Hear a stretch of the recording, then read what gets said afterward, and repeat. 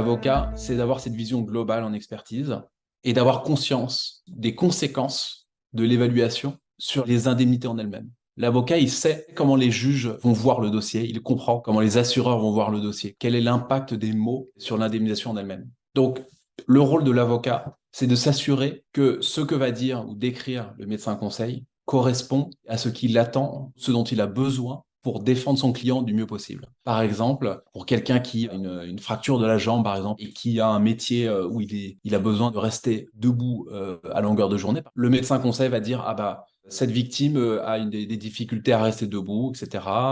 Et puis l'avocat, peut-être, il va vouloir ajouter certaines choses. Il va dire, oui, mais précisez bien, par exemple, que dans son métier, il est amené à porter des charges et qu'il doit marcher de longues distances. Il faut bien le préciser, qu'il ne peut plus marcher aussi longtemps ou qu'il ne peut plus porter les charges d'avant. Et par exemple, il ne peut plus porter des paquets de 10 kilos. Il peut porter des paquets de 5 kilos, mais pas 10. Vous voyez, donc l'avocat va venir approfondir un peu plus parce qu'il sait très bien quel est l'impact des mots qui vont être utilisés en termes indemnitaires après.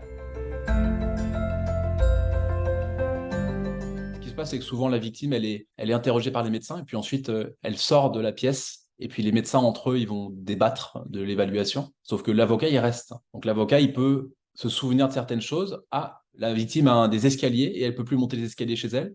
Sa chambre est à l'étage. Peut-être qu'il faudrait aménager le domicile. Il se pourrait que le médecin conseil oublie de mentionner ça et on passerait à côté d'une grosse partie de l'indemnisation. Donc en fait, l'avocat, il sert à accompagner à la fois son client, bien sûr, mais aussi à venir compléter le travail d'un médecin conseil et d'avoir aussi cette vision globale du dossier que le médecin n'a pas puisqu'il intervient uniquement dans le cadre de l'expertise.